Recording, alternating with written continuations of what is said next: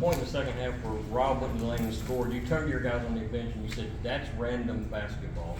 Could you define that for us and for the fans? What exactly do you mean by random basketball? When you have 5 guys, really more than that, that can all pass, dribble, and shoot, you can play random. When you have 2 or 3, you can't. You gotta have 5. It's kind of like you have 5 3-point shooters. You know what you would do? Shoot a lot of threes.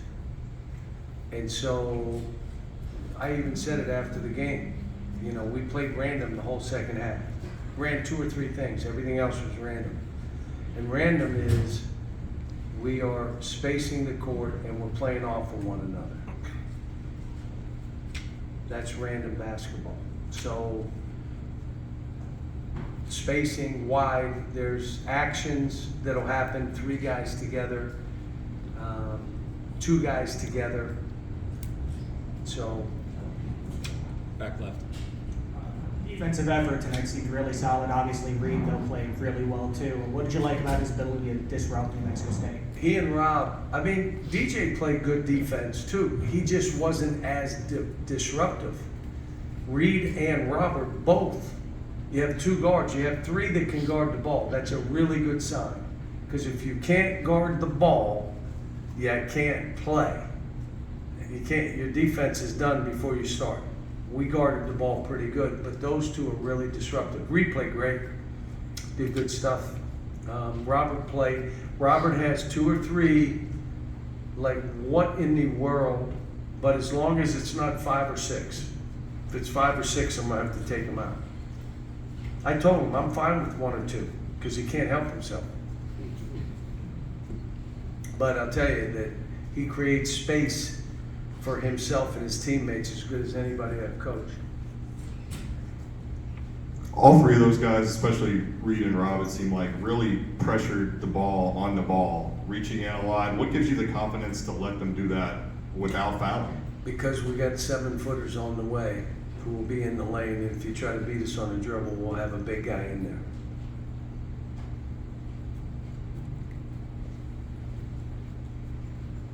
John, congratulations on adding another victory to Kentucky's all-time win total. I think you still lead Kansas by 7 games. How important is that to you to keep Kentucky? How important is it to the program to stay in that position? You know,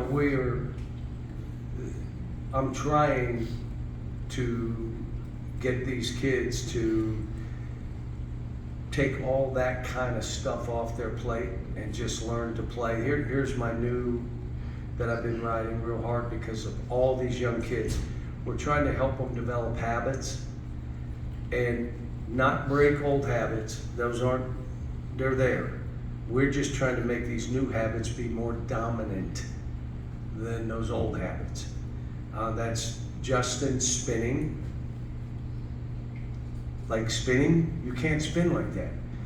You got to stay facing, and if you can't, then back out. But you cannot spin. Had 3 turnovers today spinning.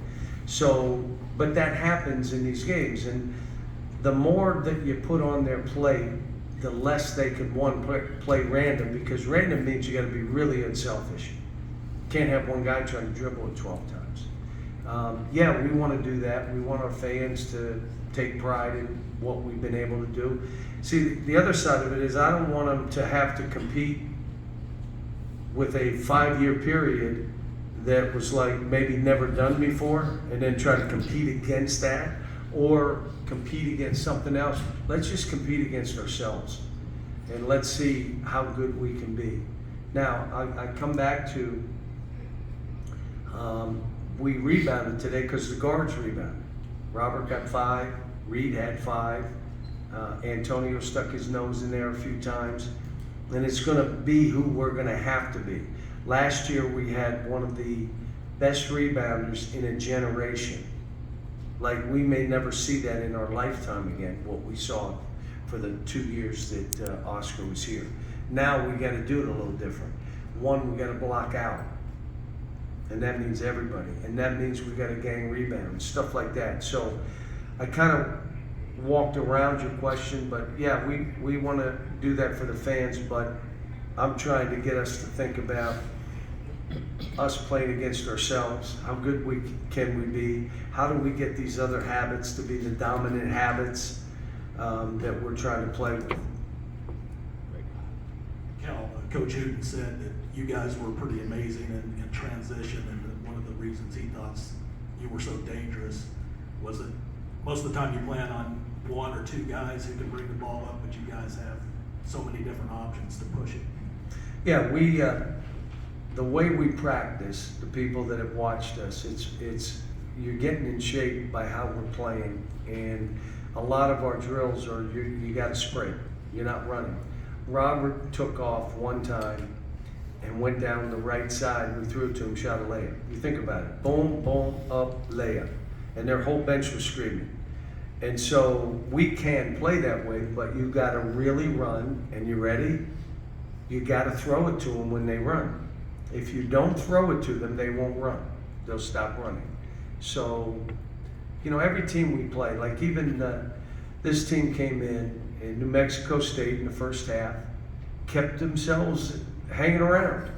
It's everybody we play. They make shots, they do things, they come in excited. We just got to keep the pressure on and then create a gap at some point. And I thought we did that. But I thought we did it with the guard disrupting their offense.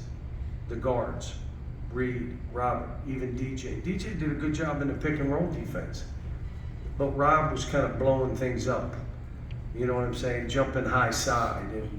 And then Reed was just, Reed may have the best hands of anybody I've coached. I mean, his feel to get blocking balls, and he was really good today. Really good. Great job. John, speaking of those 7-footers coming, any updates on those guys? I don't have anything.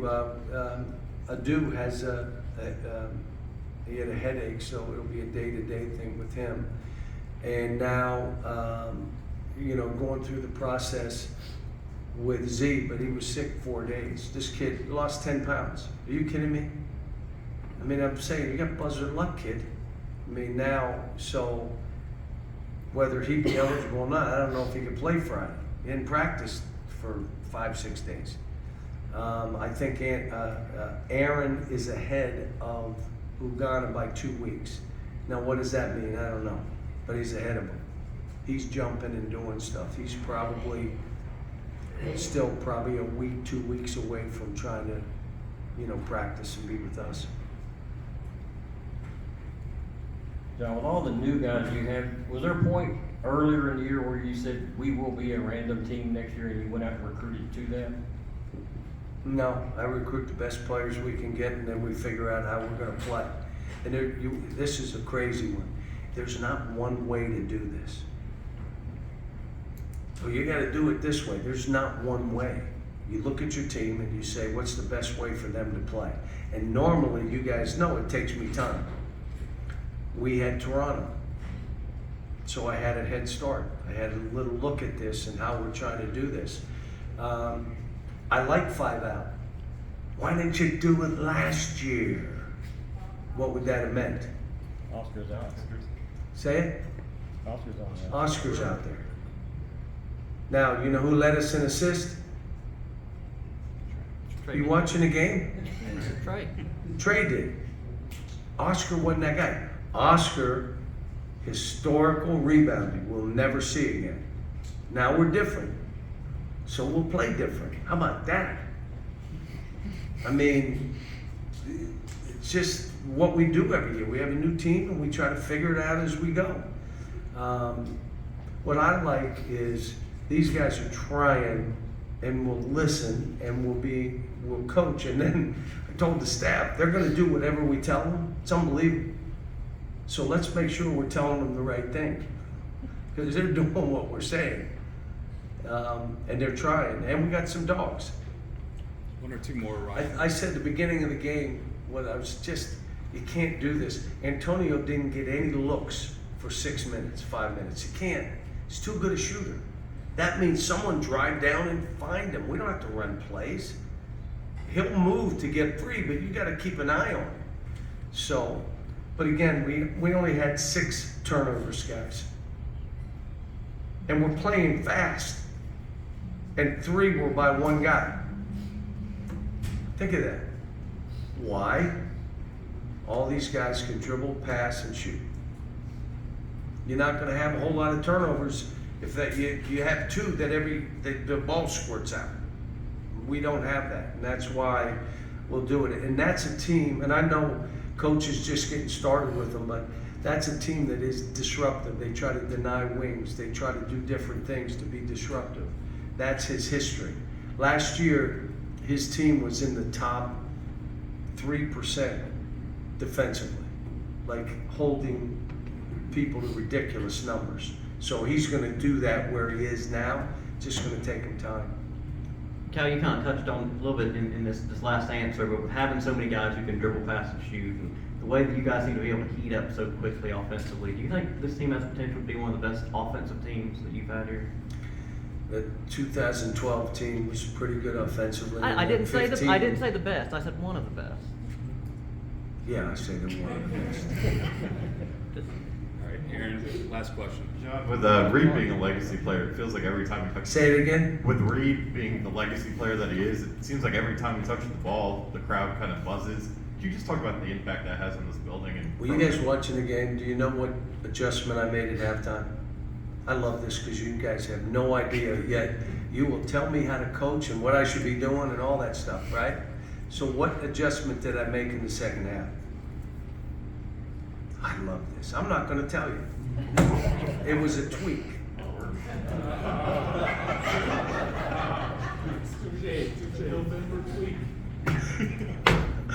I'm not going to tell you. That's too bad. Look at the tape. You'll figure it out.